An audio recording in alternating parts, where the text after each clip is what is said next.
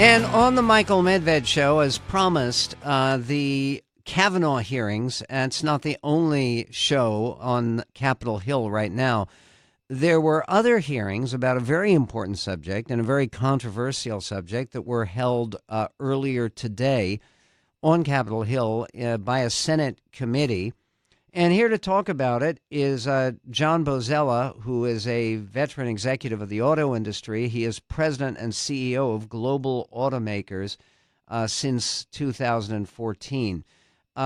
John, you were testifying at a hearing this morning that was called by Senator Lamar Alexander of Tennessee. Tell us about that.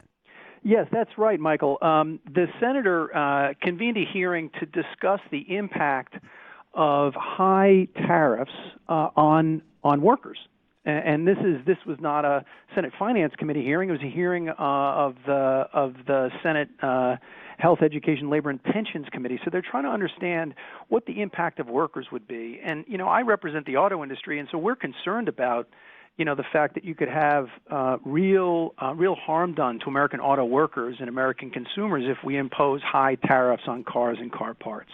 And I think part of what people don't understand about this is not only a question of cars that even are partially built in the United States getting slapped with higher tariffs because they have some foreign-made equipment in them.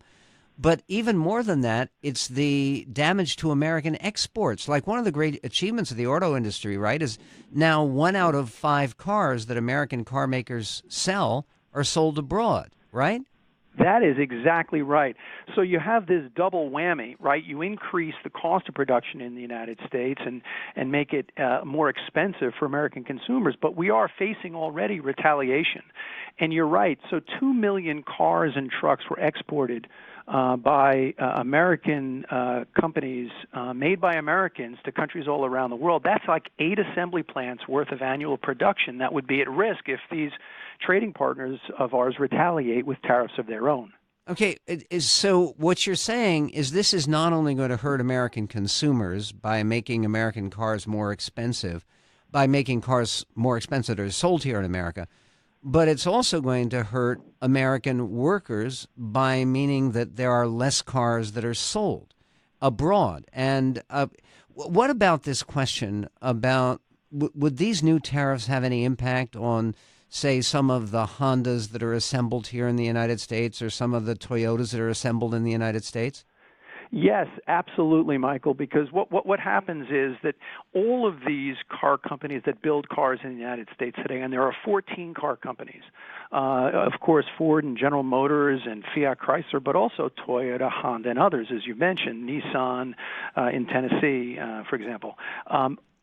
If you think about the most American-made car, it still has about 25% of its parts, of its content coming from foreign countries. And that supply chain is important because it supports competitive manufacturing.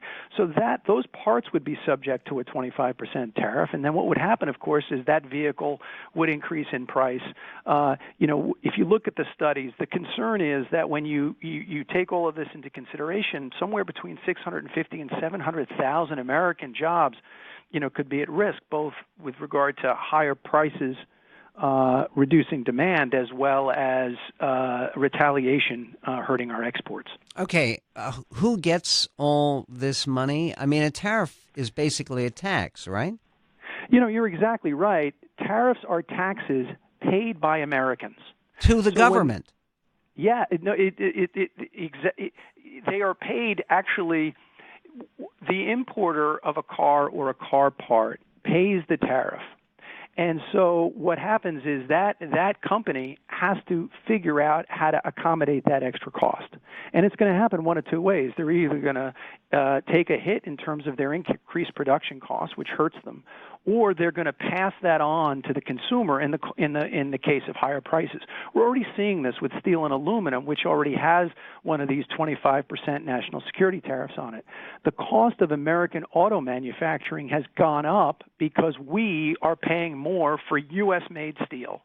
And so that's what's happening is the importer pays the tax and passes it on to customers, so we Americans pay this tariff.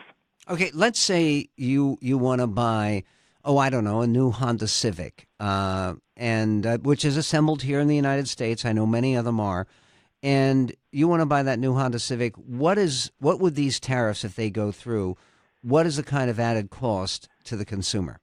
Yeah, that's a great question. If you look at the Honda Civic, it's made in in Ohio, and so it's got a lot of U.S. content, but probably 20 or 25% of that content is foreign. So estimates are that the price of that car could go up around $2,000, and so that's a lot of money. Now, no, it's a fortune in money. It changes everything. Imported from say Japan or Korea or the EU, the cost of that car could go up $7,000. So we're talking real money here for American consumers. And that money doesn't go to the American auto industry. That money goes to Uncle Sam, right? Well, the money doesn't go to Uncle Sam. It goes to what happens is the importer has to, in other words, a company that's importing the part, let's say Honda, has to pay more for that part now, right? Because the tariff. Because the importer is the one who has paid the government. So we pay the tariff, and we pay higher prices. So that's how it works. Okay, I think the we pay higher prices part is something people ought to focus on. If you care about this issue, and every American should, because Americans love our cars, and right now, adding this kind of cost to the price of cars is going to kill the auto industry and all the people who supply auto parts and suppliers and the whole chain. We're talking about literally hundreds of thousands of jobs that are on the line. For people who care about this, and many, many conservatives do, including fine conservative senators like Joni Ernst of Iowa and Rob Portman of Ohio, or Lamar Alexander of Tennessee. Go let people know, find out about this. Go to drivingamericanjobs.com right now. That's Driving American Jobs. We'll be right back on The Michael Medved Show.